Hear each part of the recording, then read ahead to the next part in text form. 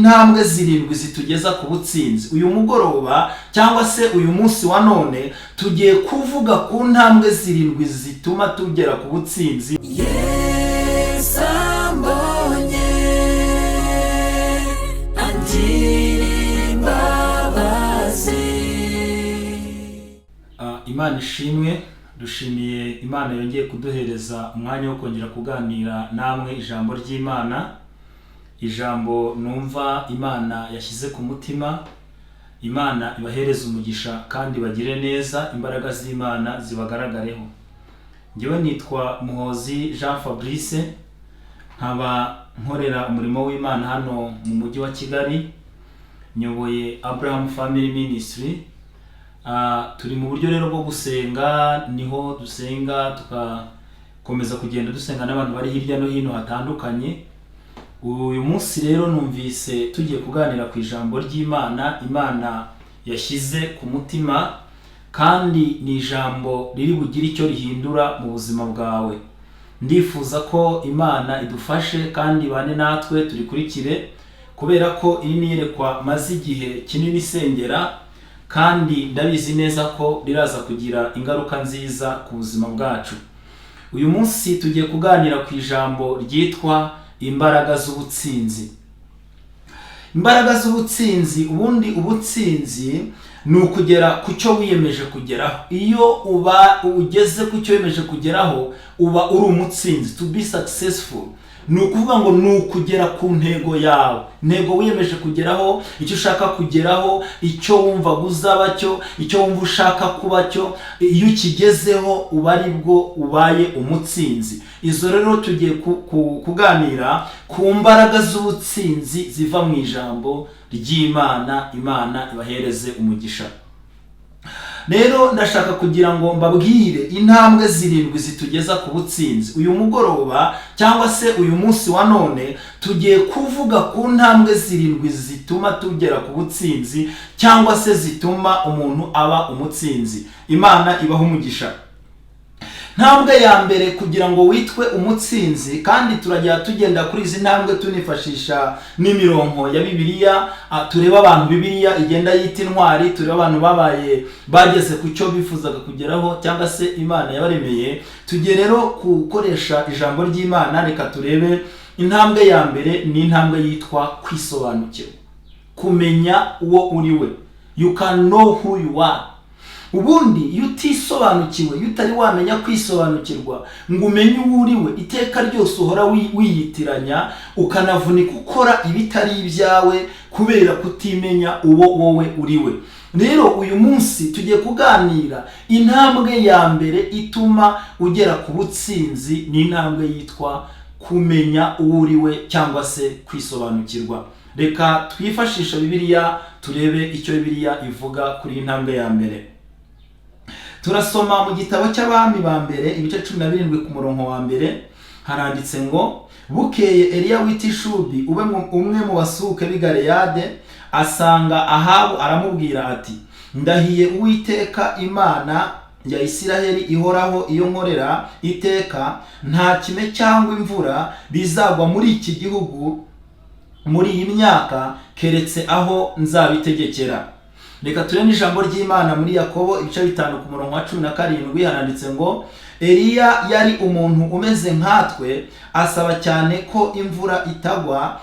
Imvura imara imyaka 3 n'amezi 6 itagwa. Imana itugirire neza. Iyo turebye muri Bibiliya ntabwo dukunda kubona amateka ya Eliya. Bibiliya yayagarutse ariko yavugaho gatoya.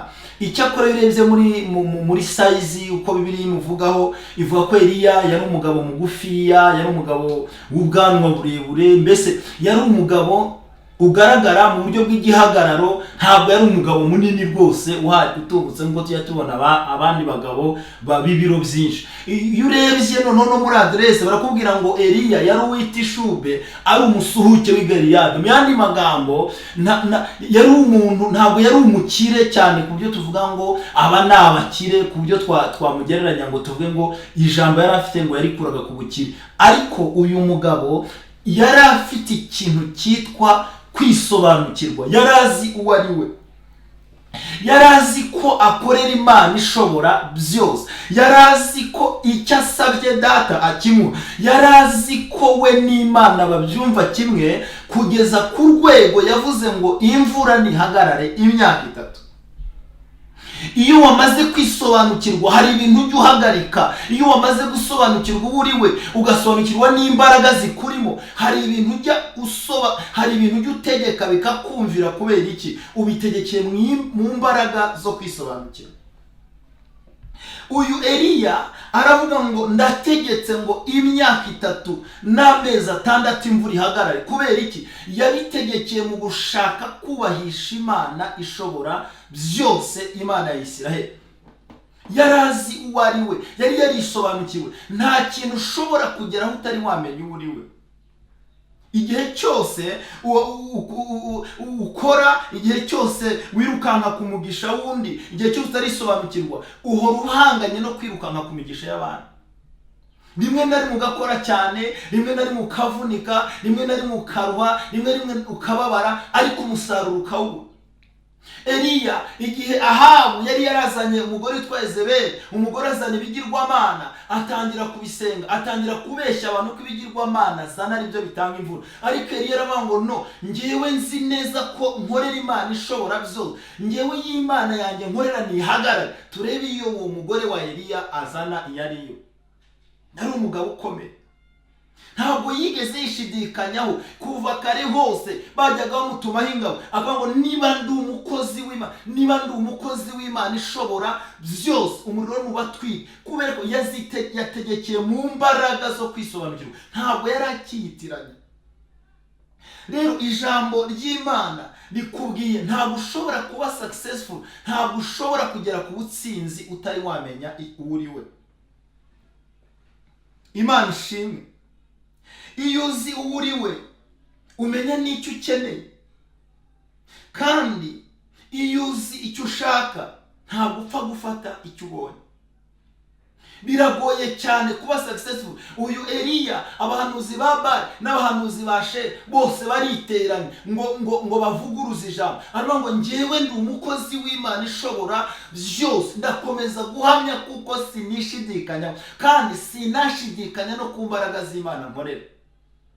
Ahandi ibintu bipfira nuko ukishidikanyaho. Ibintu byose ubikora utari wigirira icyizere, nta confidence ufite yuko ibintu urimo bizacamo. Niyo mpamvu ibije byose biragucalenjinga. Kubera iki? Igihe cyose utahagaze, natwe ubwacu abana b'Imana twisobanukirwe, tumenye ko turi abana b'Imana ishobora byose ihoraho. Nabizi abapagani bazaduca intege buri munsi, abantu baducalenjinga, bamwe bati ibyo murimo ntago ari, abandi bati mwarasana. Uko bagufata kose, icyo waba ushaka gukora cyose, abantu si ngombwa ngo mubyumve kimwe. Niba wemeranya n'umutima wawe ko icyo ukora ari cyo, ukaba wemeranya n'Imana ishobora byose kuri umuhamagaro wawe, kora kandi ukorere iyaguhamagaye. Nabizi neza ko uzaba successful, kuko nta bindi bitekerezo bizagucalenjinga, kuko wisobanukiwe bihagije. Rero intambwe ya mbere kugira ngo ube successful ni intambwe yo kwisobanukirwa, ukamenya uwo uri we. Intambwe ya kabiri y'ubutsinzi ni ukwizera gufite intego. Ntabwo ushobora kuba umutsinzi utagira kwizera. Kwizera gufite intego. Twagiye tubona abantu bagiye ba successful, twagiye tubona abantu Bibiliya yita intwari. Aba ni abantu bagize kwizera, ariko kwizera gufite iki? Gufite intego. Imana ishimwe cyane. Reka turebe mu Baheburayo ibice 11 ku murongo wa mbere. Haravuze ngo kwizera ni ukumenya rwose ibyiringirwa, udashidikanya ko bitazaba, ngo kandi nako kuduhamiriza ko ibyo tutareba ari iby'ukuri. Kwizera gufite intego kujya gutuma tugera ku butsinzi. Igihe cyose wagize kwizera kwawe ukabiha intego, kwizera kwawe ukavuga ngo ngewe nizeye, icyo nizereye ni iki? Nizeye neza ko urugendo ntangiye nzarurangiza. Wizereye. Hari igihe tuvuga ngo kwizera, abakristo ngo kwizera, ariko iyo ufite kwizera kudafite intego, iteka ryose ibyo wizeye utarasobanukirwa ibyari byo, uko kwizera nako ntikujya gushyika. Ry'Imana icyo ribivugaho, Luka ibice 18 ku murongo wa 42, haravuga ngo iti databuja ndashaka gukira. Yesu arayibwira ati humura, kwizera kwawe kuragukijije. Baritimayo yari impumyi yitwa Baritimayo ubwo Yesu yari mu murimo wivuga butumwa hano ku isi, cyangwa se wo kwimakaza ubwami bw'Imana yamutumye hano ku isi. Yakoze ibitangaza byinshi, ariko muri aba bantu yagiye akorera ibitangaza yagiye ashyiraho ngo kwizera kwawe niko kugukijije. Uyu Baritimayo arataka cyane, Yesu yari mu kivunge abantu benshi agenda, ariko Baritimayo arakomeza arataka, aravuga ngo Yesu mwene Dawidi mbabarira, ntabara. Arakomeza arataka, amajwi arazimuza, ariko wowe uragira ngo akore iki? Abantu bazima bafite amaso bari kugendana nawe ntabwo ari kubumva, uwo araza kukumva gute? Bamuca intege, amajwi yose amuca intege abaha. Nawe ibyo urimo, ibyo wize, ibyo ugiye gutangira, ndabizi amajwi aguca intege arahari ku buzima bwa buri munsi. Iri jwi rikubwira negative ntabwo uteze kuzaribura. Utangira inzu, amajwi aguca intege ahari. Utangira kubaka, aguca intege ahari. Utangira fondasiyo, ijwi rikubwira ngo ntuzayuzuza, ariko izuzuzwa n'imbaraga z'Imana ishobora byose ikorana nawe. Imana iguhereza umugisha. Iyi mpumyi Baritimayo irataka, abantu bagerageza kwicecekesha, iravuga ngo no, icyo ntakira ndakizi. Iyo ufite intego wiyemeza kugira time sacrifice yo kugera ku ntego yawe. Iyo udafite intego ntabwo ushobora kwemera ko hari ikintu wagira igitabo, ntushobora kwemera ko hagira icyo wagiriye intego ufite ijya guha kwihanganira icyo bigusaba kugira ngo ugere kuri cya kindi wizere. Baritimayo nawe arakomeza arataka, yari yizeye ko nubwo hari amajwi menshi, yari yizeye nubwo hari urusaku rw'abantu benshi, yari yizeye ko ijwi rye riri bwumvikane, kuko yatabyizera kandi yari ashaka gukira. Yaravuze ngo njye ndatabaza, sintabariza inzu, sintabariza imodoka, sintabariza indege, sintabariza visa, icyo ntabariza ni ukugira ngo mpumuke. Yari afite Biden, yari afite umutwaro w'ubuhumyi yashaka kumuvaho, yari arambiwe kwitwa impumyi. Imana ishimwe. Ntabwo ushobora kugira purpose, ntushobora kugira intego udafite ibintu urambiwe. Nawe umurikirana, wenda ko hari ibintu urambiwe, birashoboka ko hari ubwo wahezemo, birashoboka ko amajwi aguca intege kuvuga ngo ntabwo bizashoboka, ugiye gutera ngo ntabwo bizabaho. Iyo uganije abantu baguciye intege bagushyira hasi, guhera aka kanya gira intego, gira purpose, uyihagurukane, uyisengeremo. Imbaraga z'Imana zirari kugira ngo ziyuzuze. Imana ibagirire neza cyane. Imana yacu irakora, Imana yacu iratabara, ifite imbaraga. Nuko Yesu arabyumva, arababwira ngo stop, numvishe ijwi rimpamagaranye intego. Umva ahantu andi majwi yose yaramuhamagara, andi majwi yose yaramuvuga, ariko amajwi adafite intego ntigeze ayitaba. Ariko yumvishe Baritimayo wari umaze iminsi ari impumyi, aravuga nubwo ari impumyi, nubwo agaragara nk'isuzuguro, ariko afite intego, hari ikintu kimubabaje ari kumpamagarira. Umva reka nkubwire, yewe munyamasengesho, yewe mukozi w'Imana, yewe muhanuzi, yewe turi gusenga, sengana intego zamu. Imana ntiyumva urusaku rwawe gusa, ahubwo ntiyumva n'amasengesho yawe gusa, ahubwo yita ku ntego itumye usenga ayo masengesho. Nyabona abantu akajya mu butayu agasenga, nibyo rwose simbirwana. Hari abajya mu mazi bagasenga, nibyo rwose simbirwana. Icyo ntacyo mbivugaho ko ntaho bihuriye n'ibyo nkwigira. Ariko mbere y'uko uhaguruka, mbere y'uko ujya muri iyo korali, mbere y'uko ujya kuri uwo musozi, mbere y'uko ujya ko gusenga, banza ugire intego, ubwire Imana ngo ni iki ishaka. Burya Hana impamvu atacitse intege nubwo byari bikomeye, yewe yaravuze ngo intego shaka ku Mana, yewe n'amagambo yarashize, ariko Hana arakomeza rero, aravuga nkeneye umwana kandi umuhungu. Donc yari afite icyo yari akeneye, nibyo byamuhaye kwihanganira ayo magambo yose yabwiwe atari meza, ariko arayihangana ko yari afite intego.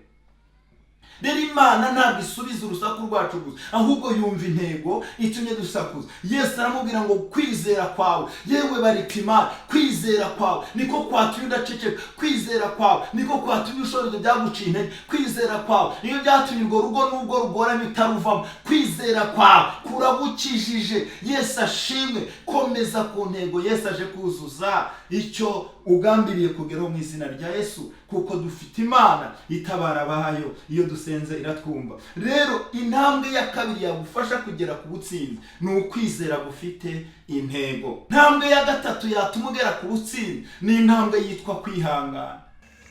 reka turebe Bibiliya icyo bivuga. Yakobo igice cya mbere ku murongo wa 12 haravuze ngo hahirwa umuntu wihangana imugerageza, kuko namara kwemerwa azambikwa ikamba ry'ubugingo iry'Imana yasezeranije abayikunda.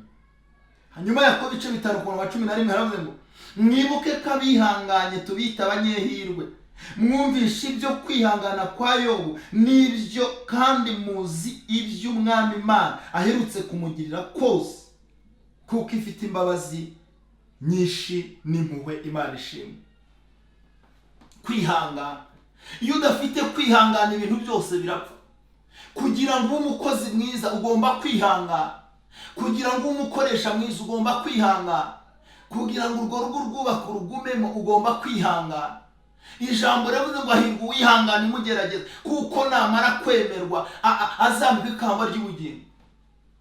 Aha mu Rwanda dufite testimony ikomeye cyane y'abantu bihanganye. Baravuga ngo byagenda kose tugiye gufata risk, icyo byadusaba cyose tukihangana, twihanganira inzara, twihanganire uko bimeze, twihanganira ibyo batwite ibyo n'ibyo, ariko dukure abanyarwanda mu kaga, dukure abanyarwanda icyari kibugarije, dukureho abanyarwanda ivangura ryari ryugarije, ndetse tukureho, duhagarike jenoside. Dufite intwari zihangana ziravuga ngo tugiye kubyihangana, kandi zanganaga, bamwe banganaga nkawe, abandi wenda hari nubwo warabaruta gukungana, ariko baravuga ngo tugiye gufata risk. None uyu munsi aya mahoro dufite, uyu mutekano dufite, iri terambere dufite, ntabwo byizanye. Umwongereza ngo nothing come for nothing. Hari abantu bafashe risk, baravuga ngo tugiye kwihangana fighting. Nubwo birashoboka ko wenda n'ibikoresho bitari bihari byuzuye, birashoboka ko wenda n'ibyo kurya bitari bihagije. Tujya twumva testimony z'abantu Bibiliya yita intwari,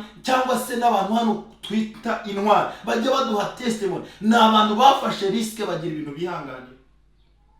Niba uri umuntu uraho bavuga gake ngo ndagiye, bakora gake ngo ndasezeye, mukoresha we yakuvugisha ngo ambwiye nabi ndagiye, ngo ntundusha amashuri, nta kintu ushobora kugeraho. Birimo ngo hahirwa uwihangana. Natwe hano ku isi abana b'Imana, kugira ngo dukomeze turinde imbuto za Kristo, nuko dufite ibyo tugomba kwihanganira. Kandi ngo uyu muntu wihangana imugerageza, ngo namara kwemerwa azambikwa ikamba. Nta muntu ushobora kwambika ikamba atemewe. Nta kipe ishobora gutwara igikombe itagiharaniye. Uko byagenda kose you have to fight. N'Imana yabwiye Abisirayeli ngo nukuri Kanani ndayibaha, nimugende ndayibaha, ariko ntabwo ihari gusa, ituwemo n'Abahivi n'Abaheti n'Abayebuzi. Mugomba kwihangana gufightinga nabo kugeza ubwo mugeze muri Kanani yanyu. Uyu mugoroba, uyu munsi wa none, aka kanya nkuriki, nagira ngo mubwire ngo komera wihangane. Iryo si ryo herezo ry'urugendo, uretse gushingura ibyiringiro byawe. Imana yadusezeranije avuganye nawe niyo kwizera.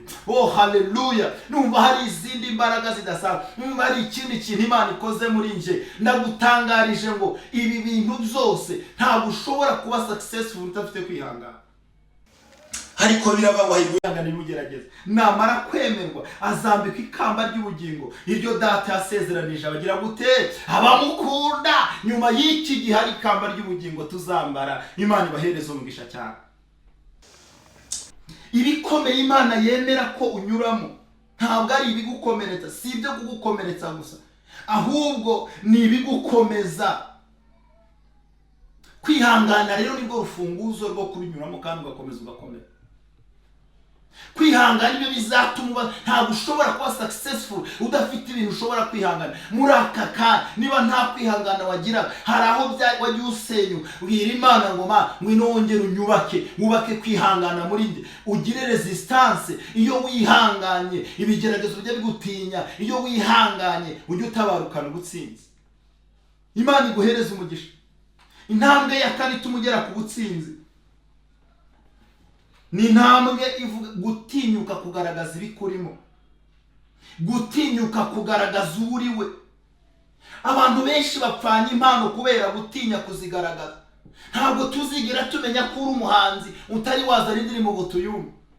kandi komenti tuzatera bwa mbere ntabwo ari izigushyikira. Birashoboka ko no kukurwanya tuzavuga ngo uyu muntu naceceke, abahanzi twarabibonye, ariko watinyutse wenda komenti 100 zizaguca intege, hari n'indi komenti izagukomeza, wenda abandi bazagufesta bakubwira ngo ihangane ntibanagire n'icyo bagu, ariko harimo umuntu uzaza, harimo umuntu uzakumva, namara kukumva Imana imukoresha, ariko azarambura ikiganza cyo gukorana nawe kubera ko watinyutse gukora icyo kintu wumva kikurimo. Gutinyuka kugaragaza ibikurimo.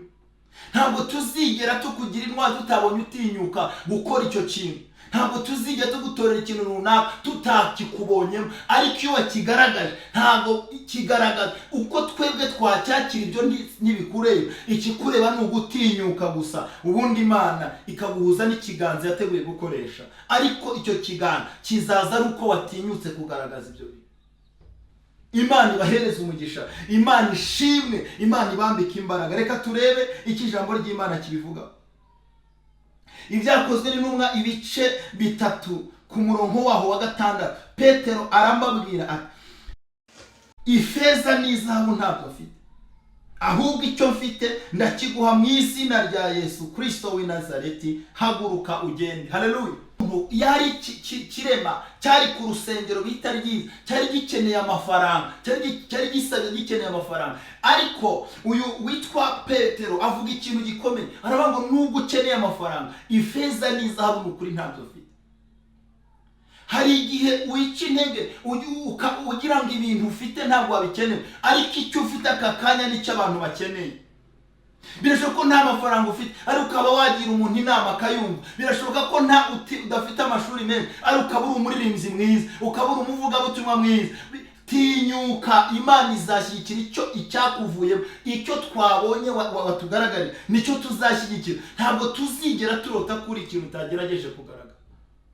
N'iri jambo riravuze ngo gutinyuka kugaragaza ibikurimo ni intambwe ya 4. Pawulo avuga ngo mu izina rya Yesu, nubwo ntafite ifeza n'izahabu, ariko hari ikindi mfite, kandi wenda icyo kirema cyari gikeneye amafaranga. Uyu muntu ubana n'ubumuga yari akeneye amafaranga, ariko Imana avuga ngo no. Pawulo aramubwira ngo hoya, nubwo ukeneye abafite amafaranga, ariko hari ikindi ufite ukeneye, mu izina rya Yesu Kristo w'i Nazareti, no haguruka mu izina rya Yesu. Kandi guhaguruka byagubereye inyungu kuruta amafaranga yari akeneye, kuko guhaguruka byatumye atongera gusabiriza. Gutinyuka kugaragaza ibikurimo ni intambwe ya 4 itumugera ku butsinzi. Abantu rero ntibazagukundira uburebure bwawe, ntibazagukundira inzobe yawe, ntabwo abantu bazagukundira uko usa n'uko ureshya n'uko ungana, igifaransa cyawe n'icyongereza ntabyo bibamarira. Icyakora abantu bazagukundira ikikurimo. Tuzi abahanzi benshi Imana yagiriye neza, tuzi abantu abakinnyi benshi bagiye baselekisiyo mu makipe akomeye. Kubera iki? Barafayitinze ariko bagaragaza ikibarimo. Ntabwo nubabaza uzasanga umunsi wa mbere bagaragaje impano, wenda ntiyakiriwe neza, ariko bakomeje gufayitinga nayo kuko bafite confidence, bafite icyizere, kwigirira icyizere cyo kuvuga, kwigirira icyizere cyo gukora ibikurimo. Nabyo bijya bituma ugera ku butsinzi, kuko nta tsinzi izigera iza n'ubikiranye. Nuceceka n'umunyabwoba. Ubwoba ni igitanda cyiza abadayimoni baryamamo, bakaguheza ahantu udashobora kwikura. Rero gutinyuka kugaragaza ibikurimo niyo ntambwe ya 4 ituma successful, ugera ku butsinzi. Abantu bazagukundira ibikurimo, abantu bazagukundira amagambo uvuga, abantu bazagukundira ubutwari bwawe, abantu bazagukundira impano zawe, ariko bazazikunda watinyutse kugira gute? Kuzigaragaza. Imana ikugirire neza, ijye batinyura. Dufite abahanzi benshi baririmba neza ariko baratinye, baravuze ngo nta watwumva. Kuki ucika intege utarabigaragaza? Hari abantu bafite impano gukora business, ariko ngo business zabaye nyinshi, ngo imisoro ngo yabaye nyinshi. Ntabwo tuzigera tumenya niba iyo mpano ifite. Abadayimoni baragufashe bakuryamaho, barakubwira ngo hagararira aho nga, ariko gutinyuka kugaragaza ibikurimo uzaba ukubise ikirere cy'ubwoba, kandi uzabona bagusapotinga kubera imbaraga z'Imana. Imana ibaha umugisha. Ntambwe ya 5 twegera ku musozo ni intambwe yitwa kwatura kwiza. Imbaraga zo kwatura ibintu bikomeye. Bantu benshi bajya batura amagambo baca intege, atura ibintu byiza. Iyi si iteye mu buryo yumva icyo watuye ikagishyigikira. Ni watura urupfu ruzakubaho, niwatura ubuzima buzakubaho, niwatura gukena uzakena, niwatura gukenyuka uzakenyuka, ariko niwatura gukira nabwo uzakira, kubera ko kwatura bijya birema confidence ituma ugera kuri cya kintu ushaka kugera. Reka turebe icyo ururimi Bibiliya kivuga. Bibiliya mu Migani ibice 18 ku murongo wa 21 haravuga ngo ururimi nirwo rwica kandi nirwo rukiza, abarukunda bazatungwa n'icyo ruzana. Ururimi kuvuga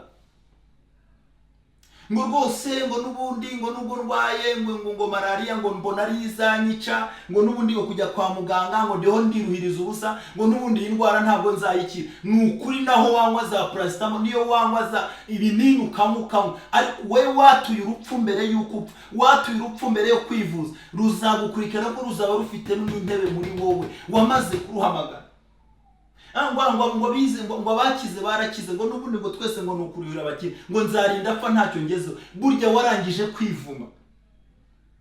Imana yacu nitabara igendeye aho uvutse, Imana yacu nitabara igendeye iby'imiryango yawe yageze, kabone niyo wavuka mu batindi mu bahani, Imana nigira ikirema yarangiza ikagikomeza. Imana ibaho umugisha. Rero kwatura kwiza kugira uruhare rukomeye mu kugira icyo wageraho.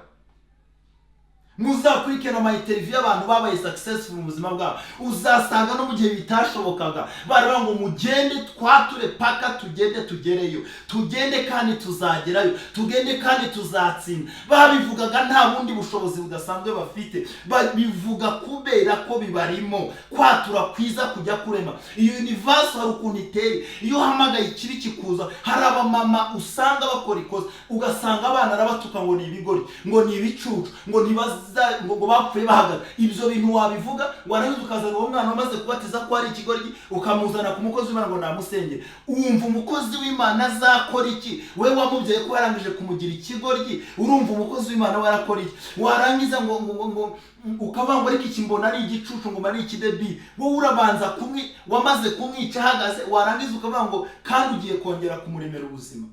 Mwirinde kwatura. Kwatura nabi ni ikintu kibi gikomeye cyane. Jambo riravuze muri Yakobo ibice 3:5 ngo ururimi narwo niko ruri, ni urugingo ruto rukirarira ibikomeye. Namwe murebe ishyamba naho ryaba rinini uburyo ritwikwa n'agashashi gato. Rinda ururimi rwawe, rinda kwatura abagenzi bawe bibi, rinda umunwa, rinda, kuko amagambo uvuga ubwayo ashobora kugusenya. Yutabwira Imana ngo ntakwatura kwiza, guhera uyu mugoroba nisaba ibyiza, nisenga ibyiza, ninumva ibyiza, guhera uyu munsi mfashe gahunda ngiye gutangira. Kwatura kwiza kujya gutuma ibyiza bikuzaho. Nta kiza kizaza nk'impanuka. Imana ibahereza umugisha cyane. Rero hano nanone kandi Yakobo 3:8 ngo ari ku rurimi nta muntu wabasha kurumenyereza, ngo nirwo bubi budatuza, rwuzuye ubusabwe bwica. Muri Luka ibice 21:15 bavuga ngo kuko nzabaha ururimi n'ubwenge iby'abanzi banyu bose batabasha gutsinda, kuvuguruza cyangwa se gutsinda. Imana ishimwe. Kwatura kwiza. Baramubwiye ngo Abayuda bose barapfa, aravuga ngo yewe Siteri genda utuvugire ku mwami, ariko naho utatuvugira nta kizabuza Abayuda gutabara. Hejuru y'itangazo ryo gukorera genocide Abayuda byari byateguwe, Morodekayi we yarahabona ubutabazi, akomeza kwatura ngo ubutabazi burahari. Saduraka, Meshaki na Abednego imbere y'umuriro baraturije ngo yewe Nebukadineza, naho Imana yacu itadukiza ntituzapfukamira icyo kigirwamana cyawe. Imana kandi yarabatabara. Daniyeli nuko byagenze. Yosefu wabwira muka Potifari ngo ntago nakwiyandurisha wowe kuko nzi Imana izangira ukomeye. Bakomeza kwatura ibintu bikomeye, ntibatakaza ibyiringiro byabo. Kwatura kwiza ni intambwe ikomeye cyane itumugera ku butsinzi. Intambwe ya 6 ni intambwe yo gusenga. Gusenga harimo ibintu bitatu. Icyambere, amasengesho ahindura gahunda y'umunsi. Gusenga bijya bihindura gahunda y'umunsi. Reka turebe kuntu gusenga bihindura gahunda y'umunsi. Petero agaruye umutima aribwira ati noneho menye by'ukuri ko yuko umwami Imana yatumye marayika wayo akankura mu maboko ya Herode, akankiza ibyo ubwoko bw'abayuda bwageragezaga kunkorera byose. Imbaraga z'amasengero. Petero yaramushyize mu nzu y'imbohe, baraboha barahambira kuko bari bamaze kwica uwitwa Herode, aramaze kwica uwitwa Barinaba, arangana ngo ndiyongeza na Petero. Noneho kuwa gatanu biramufata ngo tubanze turuhuke isabato gusa, niturangiza kwa mbere n'isi ngo tumwice. Ariko icyabaye gikomeye iki? Imana iramutabara, gahunda yo kumwica Imana ihashyira kumukiza. Ariko ijambo ravuga ngo abitorero barasenga, abitorero ntibacika intege, barasenga bagira imbaraga zo guhamagara Imana. Nubwo byari bikomeye, Imana ihindura gahunda y'umunsi. Ahari ugupfa, Imana ihashyira kubaho. Umunsi wo gupfa kwa Petero wo gukira kubera imbaraga z'amasengesho. Amasengesho yo ni ibintu bikomeye n'imbaraga zidasanzwe. Imbaraga z'amasengesho zifite ibintu bikomeye. Imbaraga z'amasengesho zitanga audience aho utashoboraga kwinjira. Reka mbabwire ibanga, gusenga bijya bituma umenyana nabo utari kumenyana nabo. Gusenga bijya bitanga audience mu bakomeye. Iri ni ibanga ntitwari babwira ryose ahangaha kuri social media, ariko niba ushaka kubimenya uzanyegere mubwire ngusobanure uburyo cyo gusenga bijya bifungura imiryango y'abakomeye. Esiteri ibice 4 ku murongo wa 16 aravuze ngo genda uteranirize hamwe abayuda bishushanyi bose, mwiyirize ubusa, musabire, mufate iminsi 3, mutanywa iminsi 3 ku manywa na nijoro, mutagira icyo munywa cyangwa se icyo murya. Nanjye n'abaja banjye tuzabigenza dutyo.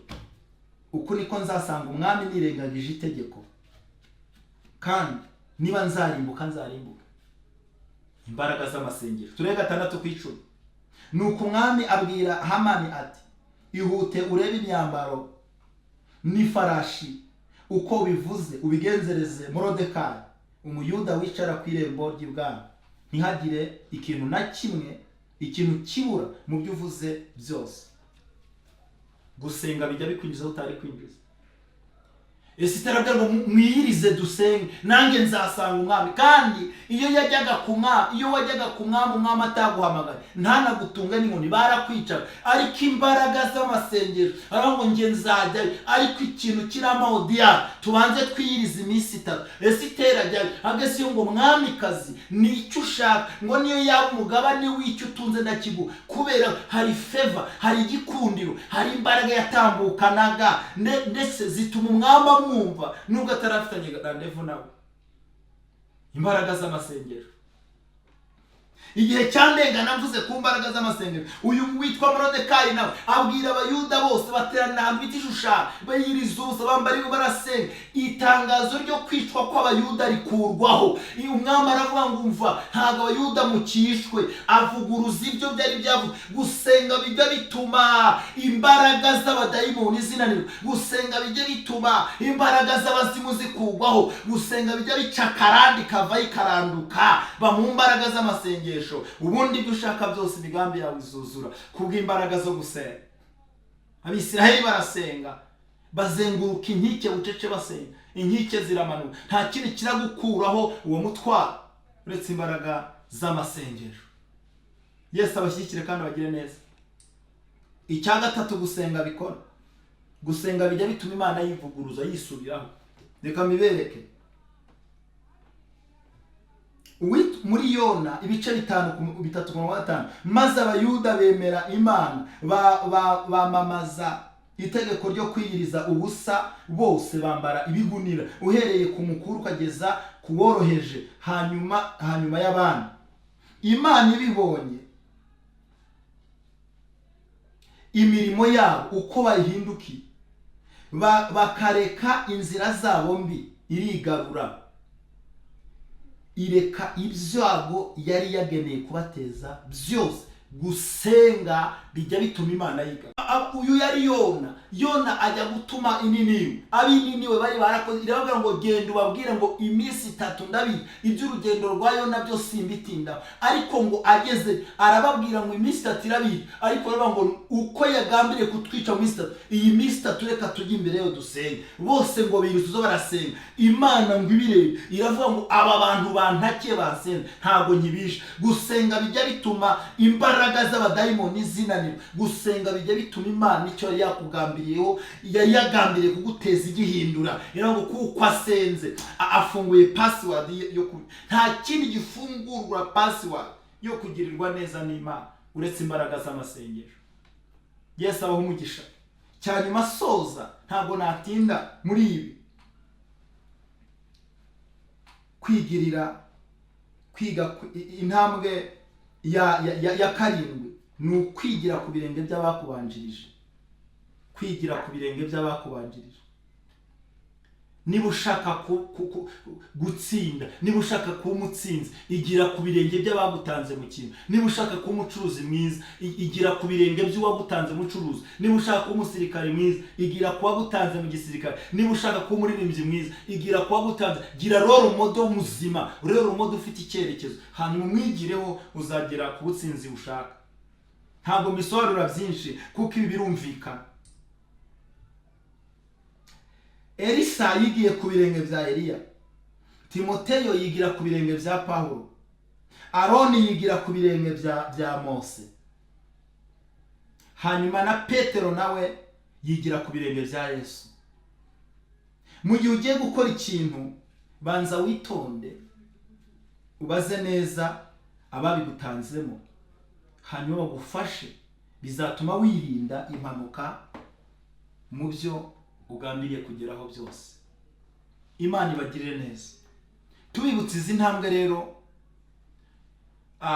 zagufasha kugera ku butsinzi.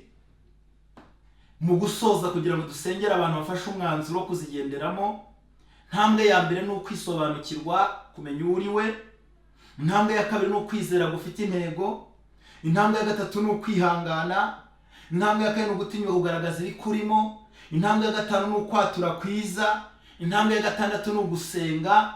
Intambwe ya karindwi ni ukwigira ku birenge by'abakubanjirije. Reka dusenge Imana. Mana, mu izina rya Yesu, Imana ifite imbaraga n'ubutware n'ubushobozi, sengeye umuntu wese wumvishira ijambo kandi akarikurikirana ko wafashe decision. Abantu benshi bapfanye imigambi, abantu benshi baheranye ibitekerezo bizima, abantu benshi bishwe no kwisuzugura, ariko mpagaze mu mbaraga z'Imana ishobora byose, bohora aba bantu babashe gutinyuka kugira ngo bagere ku ntego zabo. Nabizi neza ko nta muntu waremye udafite ikintu muremeye. Waravuze ngo ijambo rivuga ngo turabo waremye turemeye imirimo myiza, ariko iyo mirimo myiza ntidushobora kuyigeraho twisobanukirwa ngo tumenye abo turi. Gira neza abana bawe rero, bambika imbaraga udukurikiye, tanga kwisobanukirwa abantu bimenye, tanga kwizera gufite intego abantu bagira intego yo kwizera. Mana, tanga mu izina rya Yesu kwihangana ngire kwihangana. Uri Uwiteka Imana ishobora byose, remera abantu ibyiringiro by'ejo hazaza kubw'imbaraga z'amasengesho. Buri wese udukurikiye umuhereza umugisha, imbaraga z'Imana zibane nawe aho yaba ari hose kuri iyi si, n'abazadukurikira hanyuma babohorwe n'imbaraga z'amasengesho mu izina rya Yesu Kristo wa Nazareti. Amen. Imana ibahereza umugisha mwinshi.